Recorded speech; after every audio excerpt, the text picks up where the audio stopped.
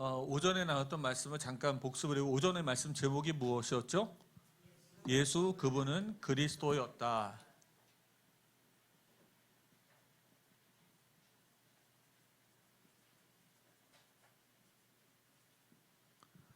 자, 예수님은 우리를 위해 죽으셨습니다. 그리고 예수님은 죽음에서 부활하셨습니다. 예수님은 지금도 살아계신 줄 믿습니다. 그리고 예수님은 승천하셨습니다. 그리고 예수님은 이 땅에 분명히 다시 오실 것입니다. 그리고 예수님은 지금도 우리에게 성령을 보내셔서 우리와 함께 계시며 우리를 지도하시고 인도하여 주십니다. 그래서 우리가 이 예수를 믿고 우리가 예수를 알고 알아야 되겠죠. 그리고 어떻게 돼요? 회개해야 합니다. 그리고 이 예수를 믿는다면 하나님이 우리들에게 가장 크게 주시는 축복은 제사함의 축복입니다. 하나님과 우리 사이의 관계에 가장 큰 문제였던 죄가 사함받게 되는 것입니다. 하나님을 우리를 하여금 의롭다라고 칭하시는 거예요. 자, 이 죄사함을 받게 되면 어떤 결과가 오냐면 하나님과 화목하게 되어집니다. 하나님과 교제할 수 있다는 뜻이에요. 그래서 그리스도인의 신앙은 지식으로 아는 것이 아닙니다. 사랑하는 성도님들, 제사함 받으셨습니까? 그게 맞다면 여러분 안에 거룩하신 성령이 계신 줄 믿습니다. 그 성령이 있다면 우리가 그 성령을 통해서 하나님과 교제하게 됩니다. 그래서 이제는 우리가 하나님을 경험할 수 있습니다. 옆에 있는 사람 한번 쳐다보세요. 옆에 있는 사람이 뭐 추상적인 혹시 헛개비입니까? 아니죠? 실체죠. 이렇듯이 우리가 옆에 있는 사람을 인격적으로 알듯이 하나님을 사실적으로 경험할 수 있습니다. 이게 그리스도인의 신앙이에요. 제가 전에 말씀드렸죠. 체험이란 말을 잘 안 쓴다고. 체험이라는 것은 주로 이렇게 눈으로 보고 이제 귀로 듣고 그리고 손으로 만지고 오감이잖아요. 오감을 통해서 체험하는 것에서 상당히 육신적입니다. 그 체험하는 것 말고 성령은 영이시잖아요. 육신이 없잖아요. 육체가. 근데 체험이라는 건 좀 오감을 활용해서 이렇게 느껴지는 거기 때문에 그거 말고 삶에서 인격적으로 그분을 경험해가는 것입니다. 그분의 말씀을 제가 듣고요. 제가 그분의 말씀에 순종을 했더니만 그분이 약속하신 대로 저에게 응답을 해주십니다. 할렐루야. 이런 것들이 경험이 되어지는 거예요. 왜 사랑은 give and take라고 하잖아요. 그거를 제가 중학교 2학년 때 노트를 받았는데 노트에 보니까 명언들이 있는데 그 중에 한마디가 사랑은 give and take다 이렇게 써 있었어요. 지금도 기억이 나는데 이렇게 주고받는 거 하나님과의 관계가 혹시 여러분 일방적이신가요? 나는 막 기도하는데 뭐 응답이 없나요? 이제 하나님의 응답받는 것도 배워가시길 바랍니다. 사무엘이 이렇게 하나님과 교제하는 걸 배워가잖아요. 그렇듯이 신앙이 성장한다는 것은 이제 하나님과 교제하는 것을 배워가는 것입니다. 그래서 그냥 내가 막 하나님께 기도하고 하나님 아무 응답 없고 내는 내 멋대로 사는 게 아니고요. 내가 그분을 믿고 의지하고 구하였더니 그분이 제게 말씀해 주십니다. 제가 순종했더니만 그분이 약속한 대로 저희 길을 열어주십니다. 할렐루야. 이런 경험들이 많아져야 돼요. 그러면 우리 안에 뭐가 생기냐면 하나님과 우리 사이에 뭐가 생길까요? 스토리들이 생깁니다. 이걸 뭐라고 얘기합니까? 간증이라고 하죠.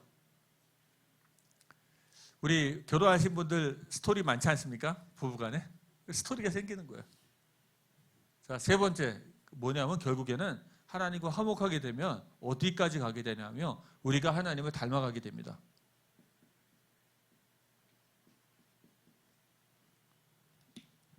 하나님을 닮아간다는 뜻은 얼굴이 닮아간다는 게 아니고요. 하나님의 성품을 닮아간다는 것입니다.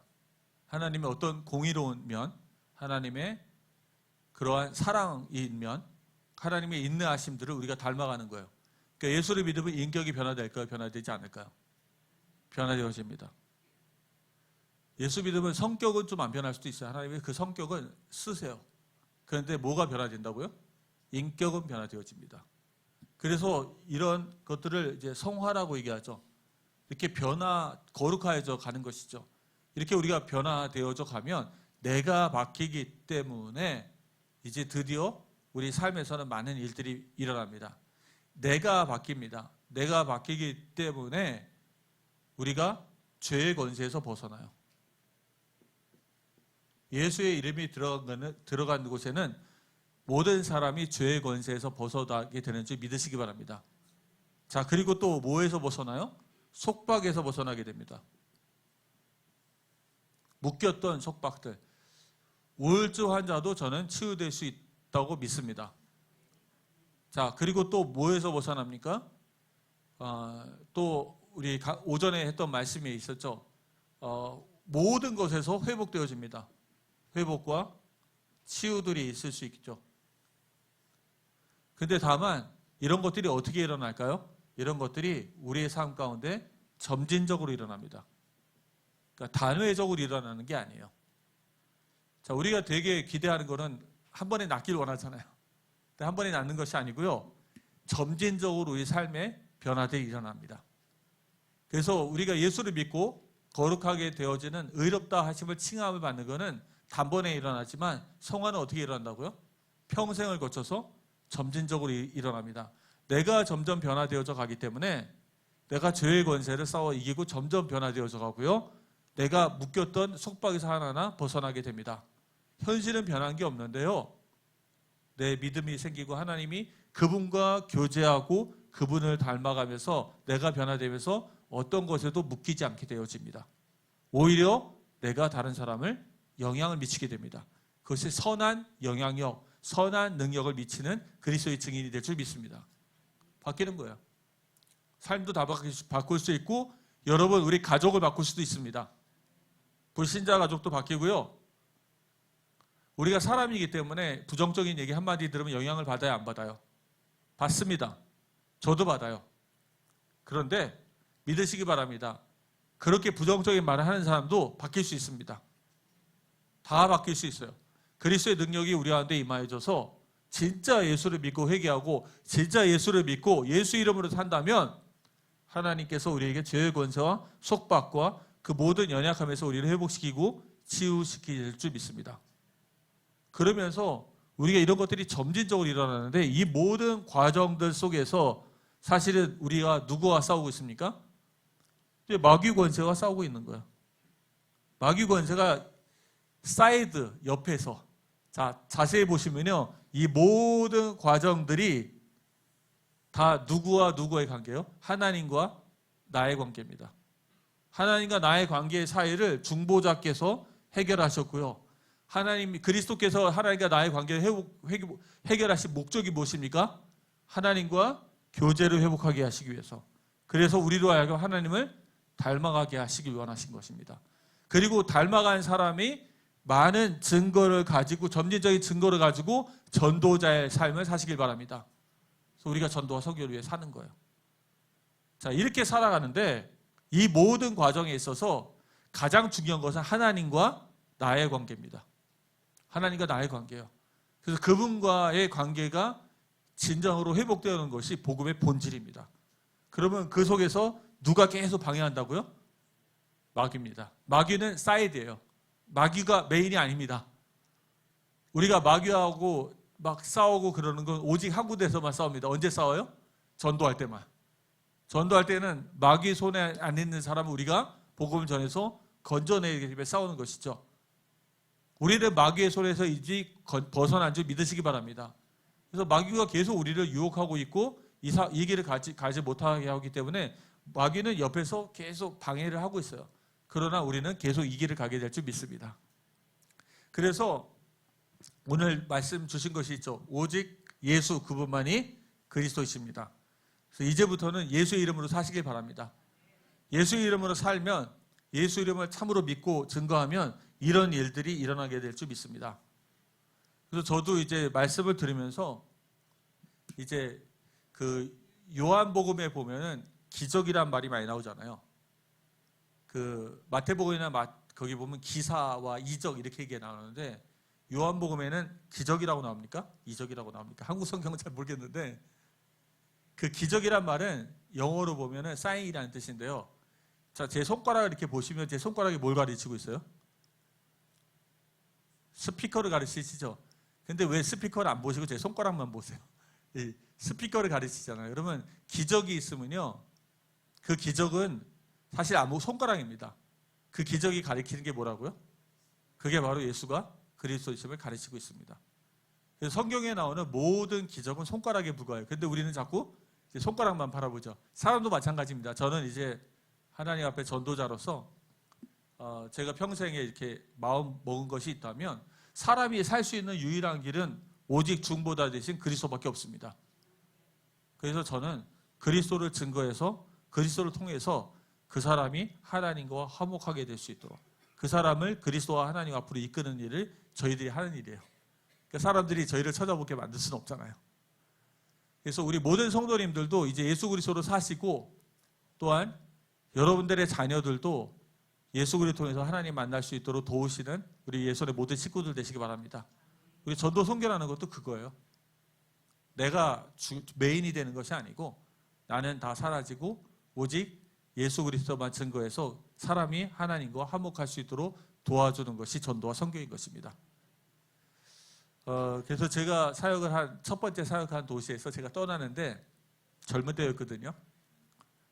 저희 한 10명 사역자들이 앉아있는데 그 중에 하나가 저희 아내였어요. 10명들이 이제 내가 떠나니까 고별 인사를 하는데 다들 한마디씩 하는데 한 놈도 저한테 고맙다, 고생했다는 놈들이 한 놈도 없더라고요.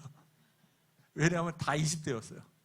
저도 20대였고 교회가 이렇게 세워졌는데 근데 그 젊은 애들이 다 뭐라 그러냐면 오직 예수 그리스도 막 이러더라고요.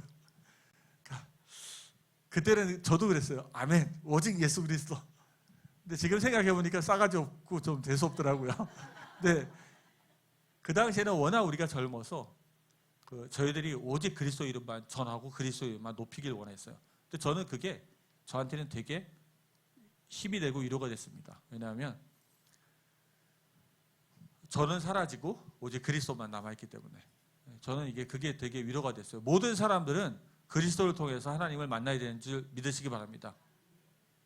자, 그러면 이제 제가 이제 이거 메시지 준비하면서 또 준비한 게 좀 잠깐 있습니다. 저희가 이 복음을 깨닫는다는 게 너무너무 좀 어려운 부분이 있는 것 같아요. 그래서 제가 이제 다락방하고 저희 복음하고 살짝 좀 비교 내용이 있는데 한번 좀 같이 확인해 보겠습니다. 한번 PPT 띄워주세요.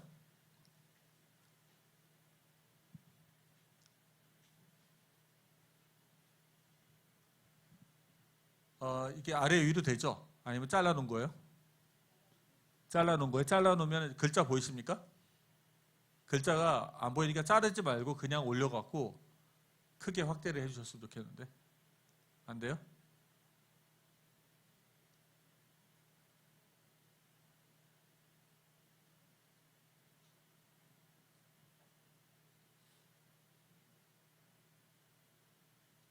아까보다 좀 낫죠? 자, 다락방에서 저희가 성경을 뭐라고 했습니까? 한번 읽어보세요. 이게 다락방 워딩이죠. 성경 좋아 읽어. 근데 아무리 많이 읽어도 복음 모르면 아무 의미 없다고 얘기합니다. 근데 정통 복음은 무엇입니까? 한번 읽어주세요.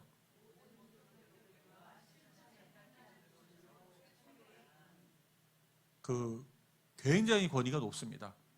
그리고 교회 안에 저희 교회 제가 강의하는 거나 설교하는 모든 것에 교회 일에 결정하는 모든 것에 최고의 권위는 어디 있다고요?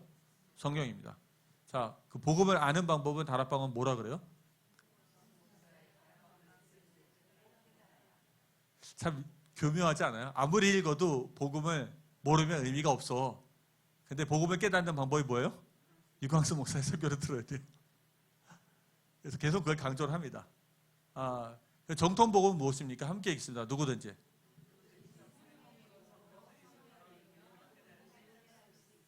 할렐루야. 맞습니까? 어느 누구든지 성령의 도움으로 성경 읽으면 복음을 깨달을 수 있습니다.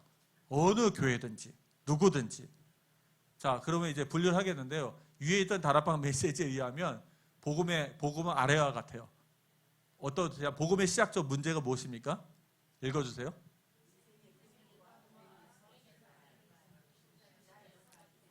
근데 성령의 도움으로 성경을 읽으면 복음은 다음과 같아요.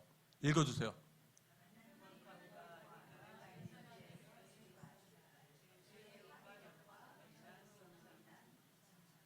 자, 복음의 시작점이 어디 있었다고요? 다락방 복음에서는 인생의 고통과 불행부터 얘기합니다. 인생이 왜? 그래서 첫 번째 복음 표지 일과가 뭐였죠? 왜 인간에게 행복이 없는가? 그래서 인생의 고통과 불행을 가지고 얘기합니다. 그런데 정통 복음은 복음의 출발점이 뭡니까? 하나님의 거룩하심이에요. 그리고 그 거룩하심을 위배하고 그 거룩하심을 배반하고 떠난 사람의 죄입니다. 그러면 복음이 뭐겠습니까? 이 하나님의 거룩하심을 다시 회복하는 거예요. 하나님을 만나는 겁니다. 다시 회복하는 게 복음이에요. 그래서 문제의 원인이 다락방에서 뭐라고 얘기합니까? 간단하게 얘기하면 문제의 원인은 다락방에서는 원죄와 영적 문제라고 얘기해요. 한번 읽어보겠습니다.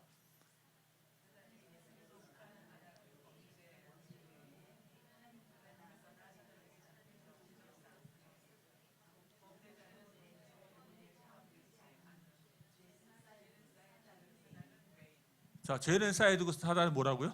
외인입니다. 그래서 사단으로 시작해서 사단으로 끝납니다. 사단에게 속아서 그래서 아담이 범죄했고 그로 인해 하나님을 떠나서 그래서 또 어떻게 된 거예요? 사단에게 잡혔다. 사단으로부터 끝난 거예요. 그런데 정통 복음은 무엇입니까? 죄가 사람의 하나님을 또 거룩하여 주고 문제의 원인이 뭐라고요? 죄입니다. 근데 그 죄는 모두 포함되니까 원죄와 자범죄가 모두 포함됩니다. 원죄라는 것은 무엇입니까?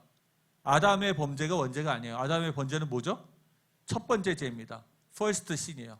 인류의 첫 번째 죄입니다. 그래서 원죄라는 것은 인류의 첫 번째 범죄인 아담의 범죄로 말미암아 모든 사람에게 임한 죄의 형벌입니다. 그걸 뭐라고 얘기한다고요? 죄책, 죄에 대한 책임, 죄에 대한 형벌입니다. 모든 사람은 지옥 갑니다. 아담 이후로 모든 사람은 지옥에 가요. 왜 그래요? 그 죄의 책임을 묻습니다. 그래서 모든 사람은 형벌받아 지옥 갔습니다. 죄 때문에. 그리고 또한 부패된 본성, 우리 안에 뭐가 남아있다고요? 죄의 본성, 죄성이 남아져 있습니다. 그래서 인간은 우리 안에 있는 죄책과 죄성에 의해서 있는 원죄와 그리고 자범죄로 인해서 하나님과 어떻게 된 거예요? 단절됐습니다. 모든 사람이 죄를 범하였으며 하나님의 영광에 이르지 못하였더니 여기에 죄는 무엇을 포함한 거예요? 원죄와 자범죄를 모두 이야기합니다. 그래서 죄는 메인이고 사단은 뭐예요? 사이드에 불과해요. 사단은 유혹자에 불과합니다. 자, 그러면 복음이 왜 필요합니까? 그 다락방에서 복음이 필요한 이유는 무엇이에요? 한번 읽어보세요.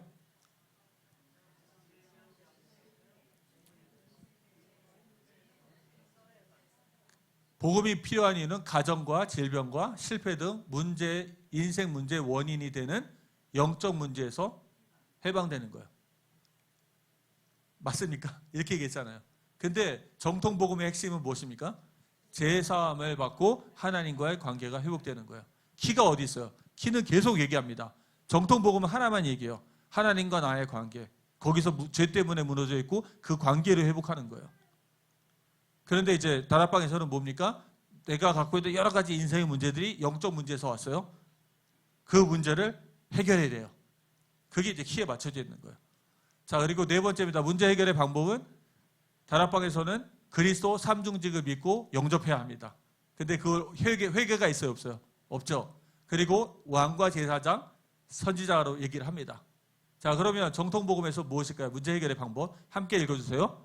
죄인인 것을 깨닫고 회개하며 십자가 믿음, 그리스도의 대제사장직을 통한 죄사함, 그리스도의 대제사장직을 통한 죄사함을 통해서 하나님을 만나게 되는 거예요. 그래서 어떻게 돼요? 회개하고 예수 그리스도를 믿어야 합니다. 십자가의 복음을 믿어야 돼요. 자, 다섯 번째입니다. 영접의 결과는 무엇일까요? 마귀로부터 해방되고 제사함 받고 하나님 만나고 성령이 내주되고 일과의 축복 이렇게 배웠죠. 그런데 정통 복음은 무엇을 얘기합니까? 영접의 결과로 칭의입니다. 칭의는 뭐예요? 죄책이 해결되고 하나님 관계가 회복되어집니다. 하나님이 죄책을 해결하다는 거 죄책이 뭐라 그랬죠? 죄에 대한 형벌. 그래서 우리가 지옥에 갑니까? 안 갑니까? 누가 우리 죄를 대신 받으셨기 때문에 예수님이 대신 담당하셔서 죄책이 해결되고 하나님과 관계가 회복되어져요. 그리고 우리가 양자, 하나님의 자녀가 되는데요. 이 양자입니다. 태어난 게 아니에요. 수양된 아들이에요. 수양된 딸입니다. 그래서 법적으로 수양된 양자가 되는데요. 하나님의 자녀와 상속자 신분이 되면 우리 안에 무엇이 있습니까? 성령이 내주합니다. 그 결과로 우리가 마귀의 권세에서 해방되어지는 것입니다. 자, 영접 이후의 삶은 무엇입니까? 다락방에서는 모든 문제 해결됐으니까 전도와 선교에 올인. 모든 신앙의 목적이 전도와 선교죠. 그런데 그 정통신학은 무엇입니까? 성화입니다. 그래서 성령으로 죄성과 싸우며 거룩한 삶을 추구하고 전도는 신학의 목적이 맞아요. 맞는데 목적이자 무엇이라고요? 성화의 열매입니다. 그러니까 전도의 열매는 우리가 성화가 되어지는 만큼 되어지는 것입니다. 그 다락방에서 이런 메시지 많이 들어보셨죠? 저희도 많이 했어요. 뭐냐면 마작하는 애들이 있거든요. 마작하던 사람이 예수를 믿었어요. 그 사람이 또 이제 자기 친구들한테 마작하는 데서 전도한 거예요. 그러니까 마작하는 애들이 다 교회 와서 예수 영접했습니다. 그래서 봐라, 마작하면서도 복음 전한다. 그리고 이제 술집에 가갖고 술집 여자들한테 복음을 전했는데 예수를 믿었어요. 그래갖고 그 술집 여자들 거기 가서 다락방 하면서 거기서 또 복음 전했더니 그 주변에 있는 여자들 다 예수 믿었습니다. 막 이런 간증 많이 들어보셨죠?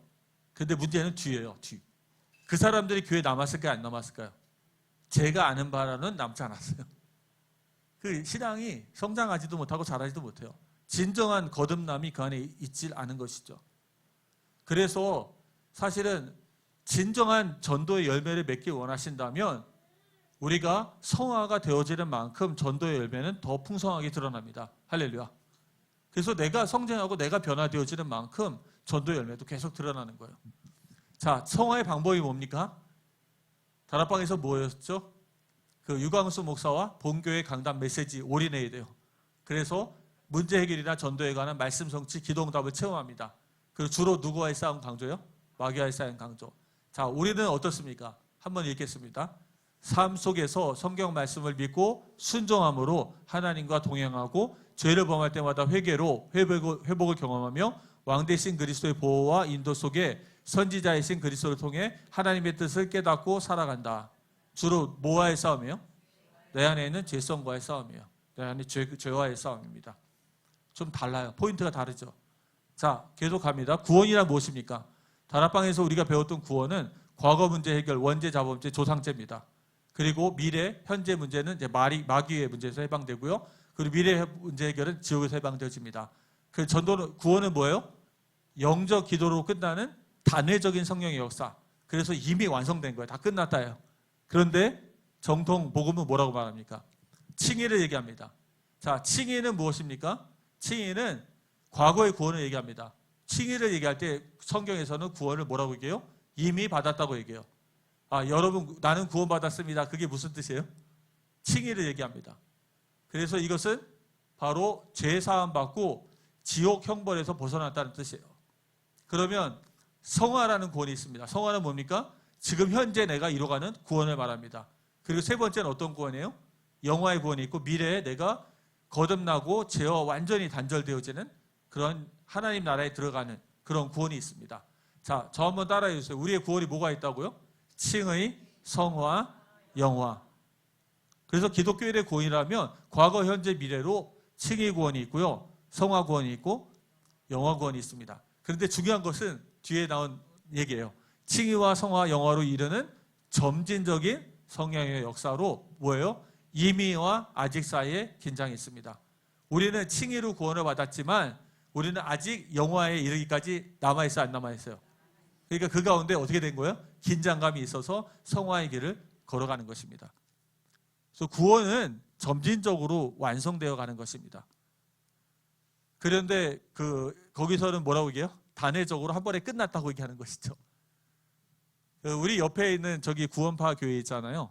거기도 마찬가지입니다. 거기도 무엇을 강조해요? 구원이 단회적으로 끝났다라고 얘기를 해요. 그러나 구원은 그렇지 않습니다. 구원은 칭의를 받은 자가 성화를 통해서 영화에 이르기까지 우리가 구원이 완성되어져 갑니다. 그런데 이 영화가 약속되어진 것을 믿으시기 바랍니다. 약속되었기 때문에 우리가 그거를 믿음으로 받게 될 거예요.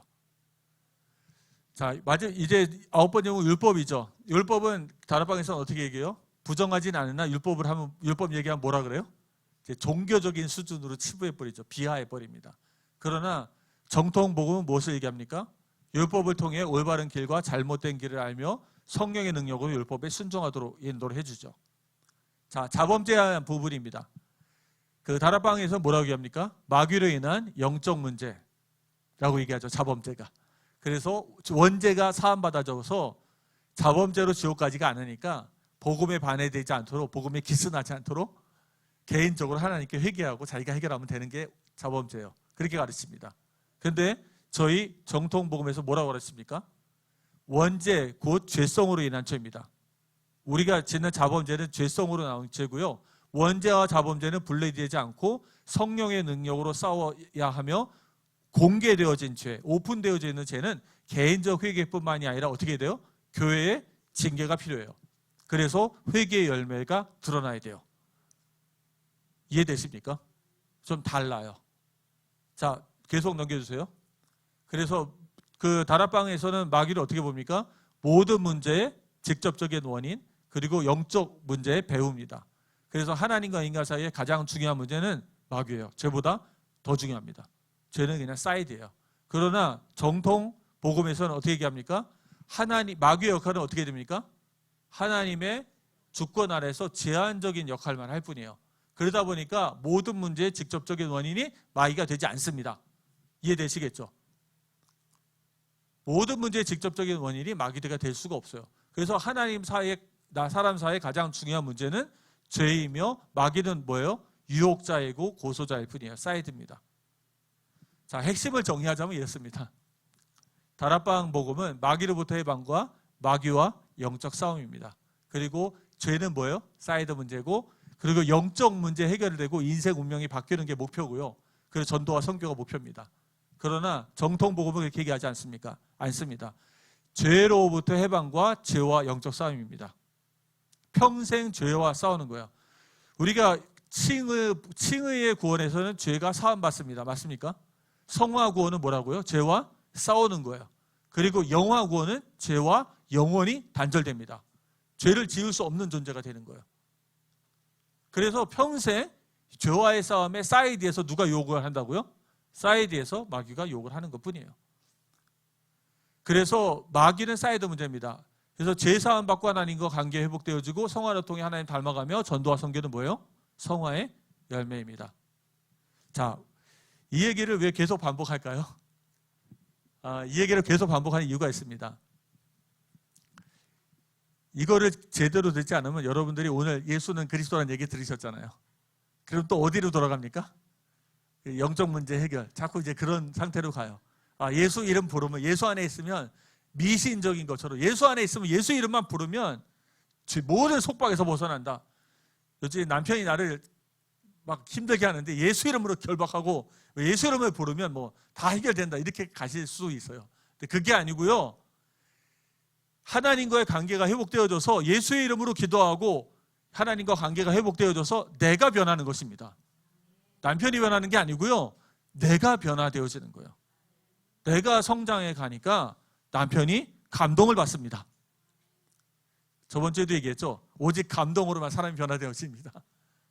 우리가 드러내는 사랑이 있고 공의가 있는 그 우리의 삶과 행동과 입술의 말들을 통해서 우리 가족이 감동을 받는 거예요. 우리 자녀가 감동을 받습니다.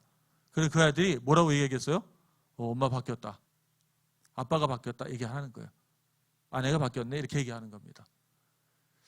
그래서 우리가 이 말씀을, 복음을 제대로 모르면 자꾸 복음을 거의 다 우리는 내 자신의 문제 해결 쪽으로만 자꾸 보는 거예요. 그래서 복음을 자꾸 도구로 생각하게 되고, 우리 신앙은 세속적인 성공을 추구하다든지 내 문제를 해결하든지 자꾸 자기중심적으로 갑니다. 그래서 저희가 지금 오후에 계속 복음 메시지 하잖아요. 제가 저번에 중국인 제자들하고 3일 동안 육식과를 했어요. 육식과를 3일 연장으로 육식과를 복음에 관한 내용을 60과를 60과를 해줬는데 너무너무 은혜를 많이 받았어요. 왜냐하면 복음이라는 게 이런 거구나. 왜냐하면 복음이 이해한다는 게 너무너무 어려워요.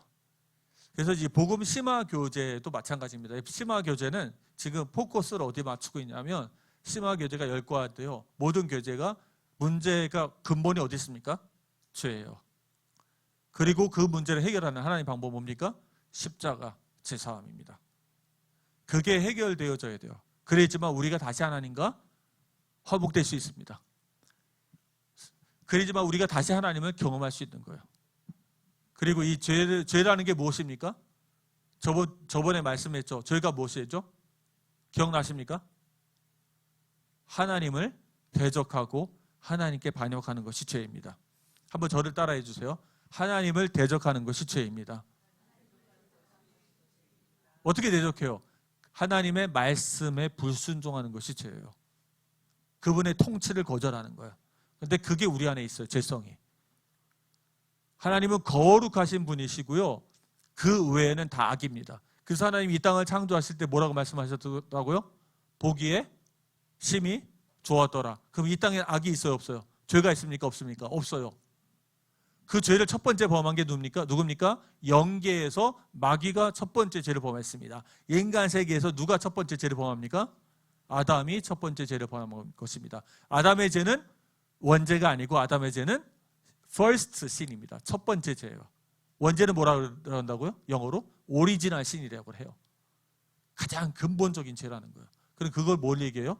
그 first sin으로 아담의 범죄로 인해서 우리 안에 남겨진 죄의 본성, 죄의 책임, 형벌. 그래서 우리는 지옥에 갈 수밖에 없는 존재로 우리 속에는 하나님을 대적하는 존재가 된 거예요. 그래서 우리는 거룩한과는 상관이 없어진 거예요. 그래서 모든 사람은 심판을 받게 되어 있습니다. 왜냐하면 하나님은 결단코 그 어떤 죄도 거룩하지 못한 것도 용납할 수가 없어요. 하나님의 속성상 공의 하나님 심판하셔야 합니다. 그래서 하나님은 대신 독생자를 죽게 하실 것이죠. 자, 이 이야기가 계속 반복적으로 얘기를 하는 거예요. 자, 그러면 오늘 교재를 보시면요, 사실은 굉장히 간단한 내용입니다. 간단한 내용이고요. 십자가와 뭐죠? 대속의 의미입니다.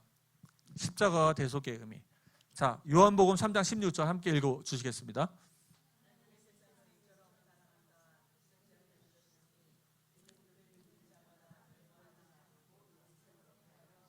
아멘.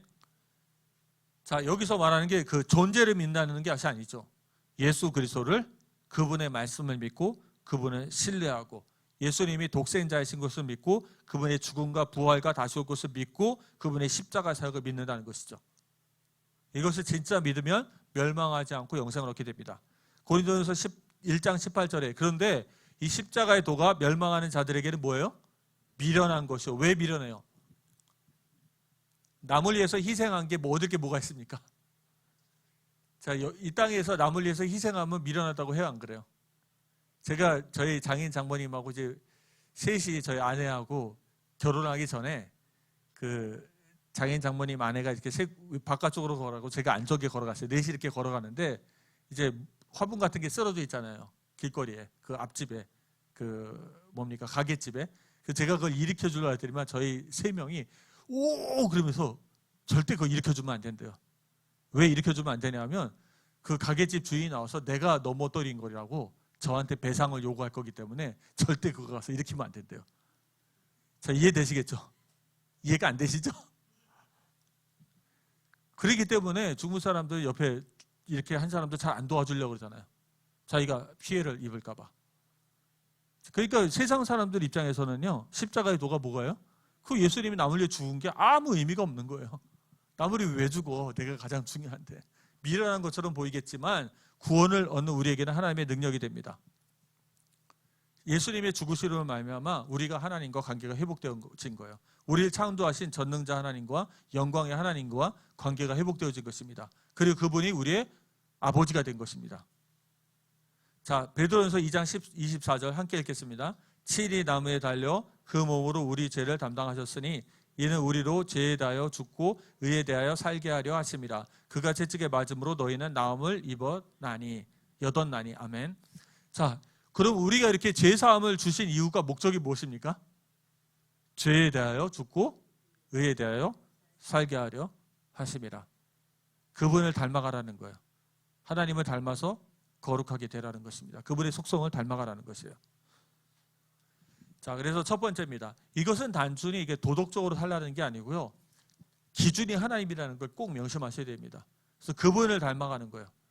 그분과 함께하는 길입니다. 첫 번째는 이제 십자가의 배경이죠. 십자가의 배경은 1번은 무엇입니까? 죄의 대가는 어떻게 돼요?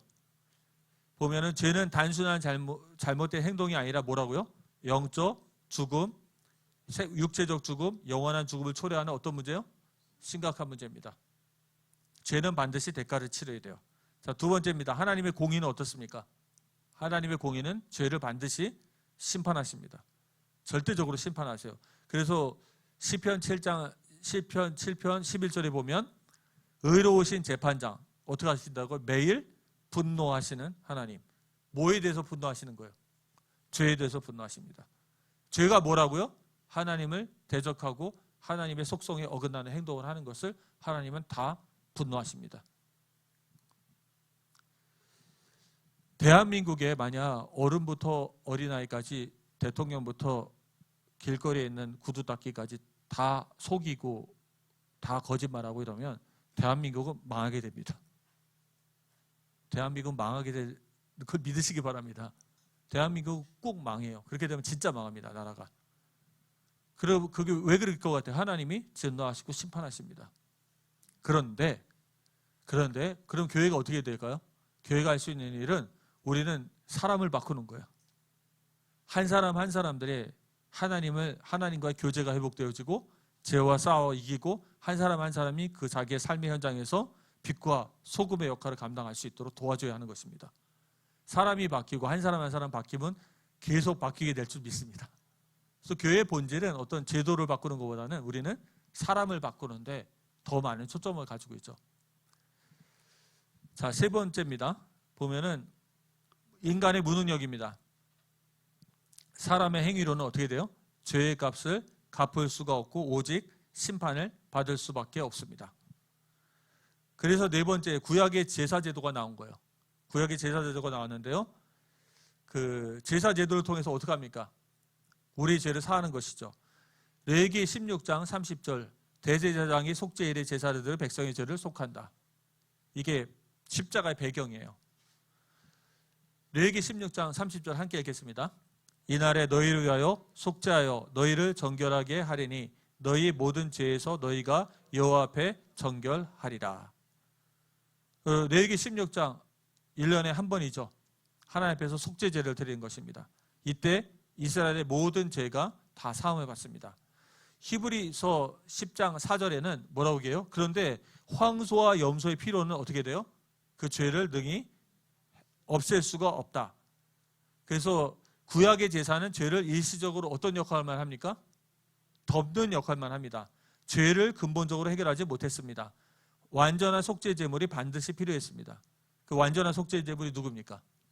예수 그리스도. 그래서 2번입니다. 예수님의 대속사역으로 넘어갑니다.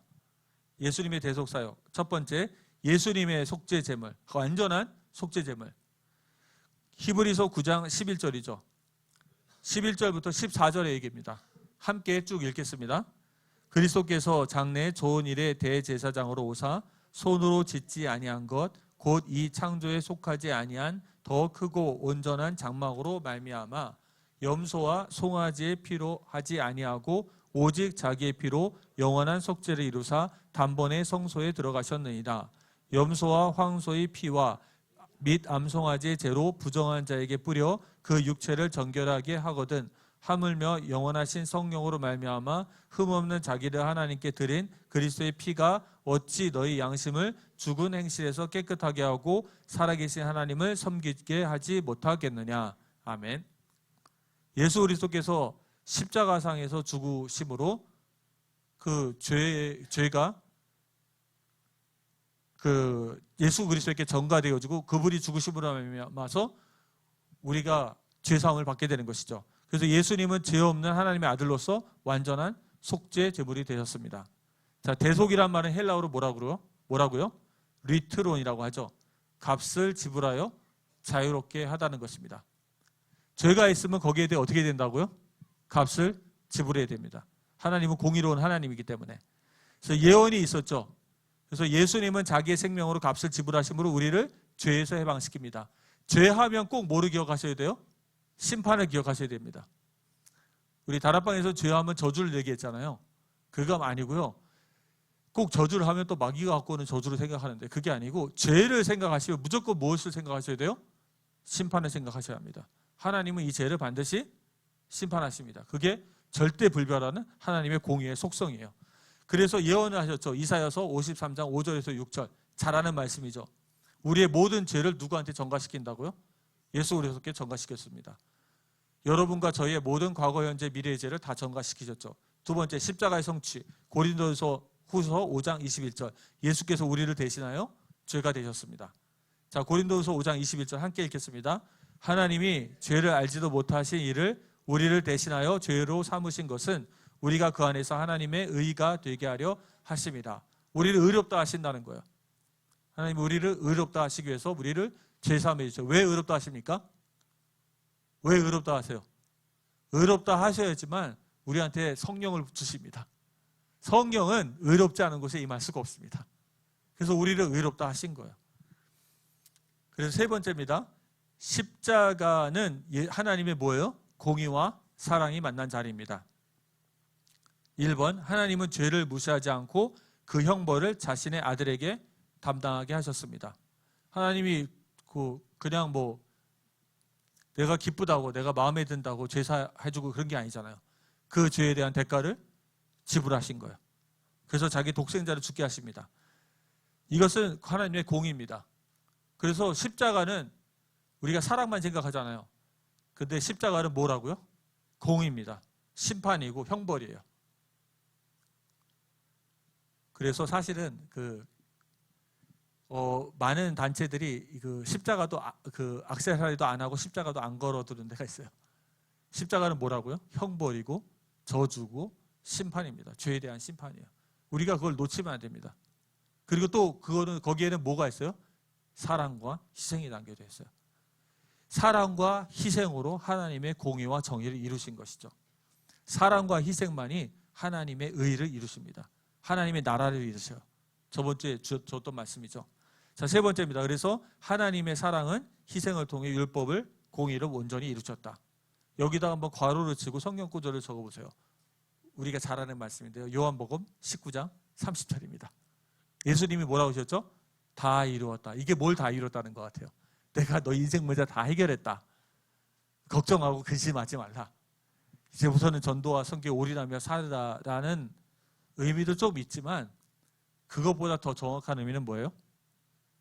우리를 위해서 희생하심을 통해서 하나님의 나라의 의를 완전히 이루셨다는 것입니다. 사랑과 공의, 하나님의 의를 완전히 이루셨다는 뜻이에요. 본인의 사랑과 희생을 통해서. 자, 세 번째입니다. 그래서 이 십자가가 우리에게 가지고 오는 능력은 무엇입니까? 진짜 이 십자가를 믿으면 이것이 우리에게 가져오는 능력은 첫 번째, 하나님과 화목하게 됩니다. 로마서 5장 10절 함께 읽겠습니다. 곧 우리가 원수 되었을 때 그의 아들의 죽으심으로 말미암아 하나님과 화목하게 되었은즉 화목하게 된 자로서 더욱 그의 살아나심으로 말미암아 구원을 얻을 것이니라. 여기는 뭐라고 나와 있어요? 구원을 받을 것이니라. 미래형으로 얘기하죠. 그러면 이 구원을 받을 것이니라는 뭘 얘기해요? 칭의, 성화 아니면 뭐요? 영화를 얘기하겠죠. 영화를 얘기하는 거예요. 자, 그래서 십자가의 능력으로 십자가를 믿고 진짜 회개하고 십자가를 믿고 예수 그리스도를 영접한 자는 어떻게 된다고요? 죄사함을 받아서 하나님과 화목해야 됩니다. 여기다 성경 구절 하나 더 넣으세요. 5장 1절을 더 넣으시기 바랍니다. 로마서 5장 1절. 이신칭의 믿음으로 말미암아 의롭게 되어서 하나님과 화목하게 되어집니다. 그래서 1번은 무엇을 얘기하냐면 칭의를 얘기합니다. 칭의를 얘기하는 거예요. 그래서 십자가의 능력으로 우리가 죄사함 받고 하나님과 화목되어지는 거 뭐라고요? 칭의가 되어집니다. 두 번째입니다. 그래서 죄의 권세에서 해방되어 의를 따르는 어떤 삶을 사는 삶으로 나아가게 됩니다. 이제는 의를 따르는 삶을 살게 돼요. 이걸 뭐라고 하죠?